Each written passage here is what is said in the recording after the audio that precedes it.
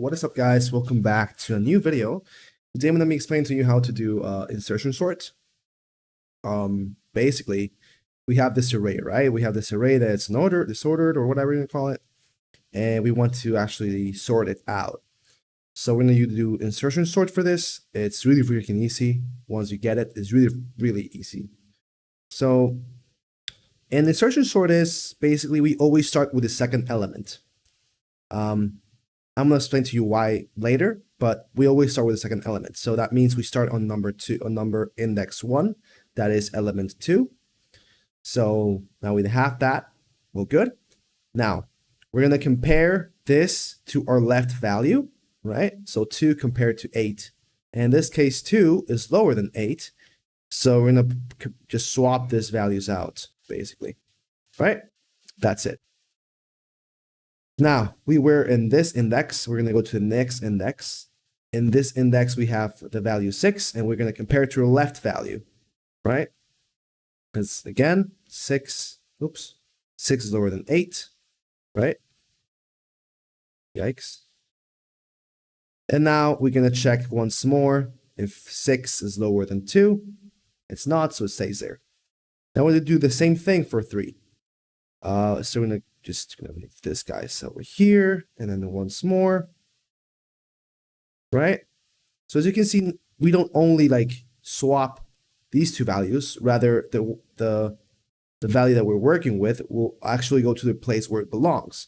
So as well with 8 and 1, we're going to swap it out. So it's going to be 1 and 8 is going to be swapped out, of course.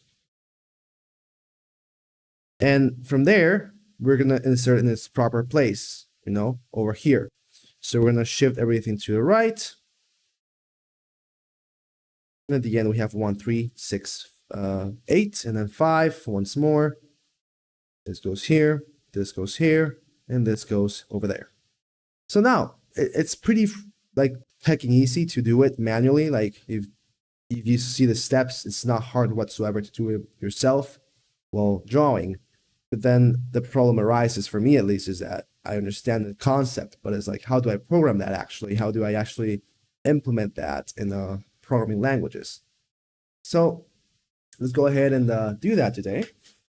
What I'm going to do is I'm going to open up my computer here, and I'm going to show you how to actually do this. It's, believe me, quite easy once you understand it. It's not that challenging. So let's go ahead and go to my computer real quick. As you can see, we have this, right? This is just CPP code. And we're just going to skip the void and we're just going to skip int main right now. We're just basically going to go and write our function. So as we already know, if we go back to our iPad here, we know that we have an array. So we're going to take an array as input with its size as well. So we're going to go here. We're going to take an array's input and my array, oops, and that's going to be basically that, and then in size, right? Now we're going to start off with the current element. We want a variable that takes the current element of where we are. But before we even do that, we want to start off by creating a for loop. So we're going to create a for loop, right? It's going to iterate through the whole array. So it has to iterate through the whole array. So we're done. Basically, we first started with index 1 and 2 and 3, then 4 and 5. And remember, I said that we cannot start off in index 1 and index 0, and that's because we normally always check the index behind it, but that's not possible if it's 0. So that's why we always start off with index 1, right? So let's go back and do that. Over here, we're going to do int I equals to 1. Oops, that's on caps. Is equal to 1, right? And as long as I is lower than size, we're going to do a basic I++. Oops, what is going on here? I++. And now we're pretty much good to go. Now we want to start off by creating some variables. One of this is going to be the current one, the current, int current. And that's basically going to be our current element of our current index, right? And then we're going to create another, this time we're going to create a new variable. It's going to be called previous index. Previous index. And that's going to be basically I minus 1. And that basically just takes a previous index. So if we go back to the iPad, if we take a look at this array, and we say that our current is, imagine I is equal to 3, that means that our element is going to be 5, right? And our previous index is going to be 2. That's pretty much it. So yeah, that's pretty understandable. Now comes the interesting part, a while loop. Our while loop is simply going to take two parameters, two conditions for it to work. It has to be that a previous index has to be greater or equal to 0. So let's do greater or equal to 0. And that my array on index previous index is greater than current. Now, if we go back to the iPad here, let's say we have the array as it was. All right, let's put it back just how it was. There we go. So we start off with index 1, in this case, index 1. And let's say we compare to the left, right? If we compare to the left and we see that our current in this case is 2, right? Current in this case is 2 right now. It's equal to 2, right? And we check our previous element, which is going to be my array of previous elements. So we're going to check my array of previous element. It's written quite disgustingly, but we get the idea.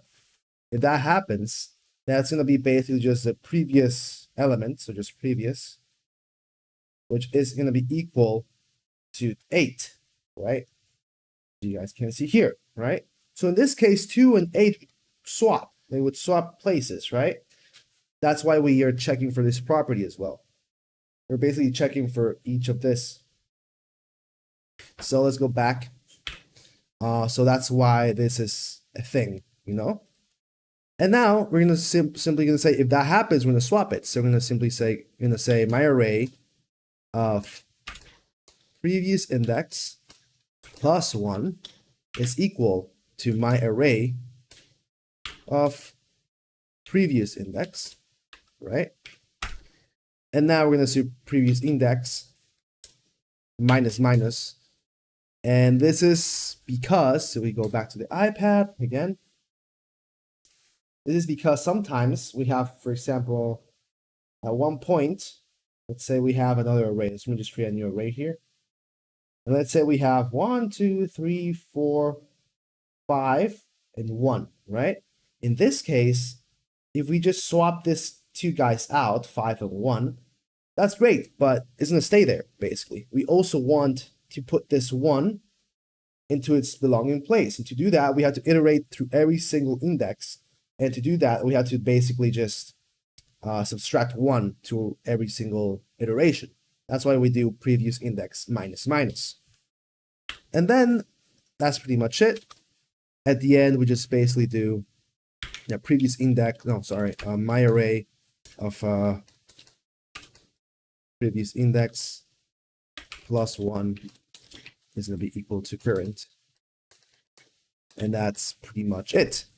Now to check this out, you can simply just copy these little guys here, which is just for testing. We have this array, which is A3, 5, 4, 6, and we have to simply do the insertion sort on it. So if we run this code, as you can see, it does work. We have 3, 4, 5, 6, 8, right? Now, what kind of how do you want to call it? What kind of forgot how we call it. What kind of complexity do we have in this case, right? What kind of complexity do we have in insertion sort? Well, we go back to the iPad once more. I'm always coming back to the iPad these days. you have to just iterate through the whole list, right? And then in the worst case, what happens is, just like I said, we have 5 and then a 1 here. We already checked this whole thing, right? We already checked this whole section. And now that we check with 1, this 1 has to go through every single slot. So in this case, the complexity, the time complexity of this guy is basically O of n squared. That's the reason why, is again, because we first iterate through every single part of the array. So 1, 2, 3, 4, 5, 6, whatever. And then, oh my gosh, I'm kind of sucked at it. Just writing it. And then again, it comes back once more. So that's the reason why the complexity of insertion sort is O of n squared. So yeah, guys, thanks for watching, and I'll see you in the next video.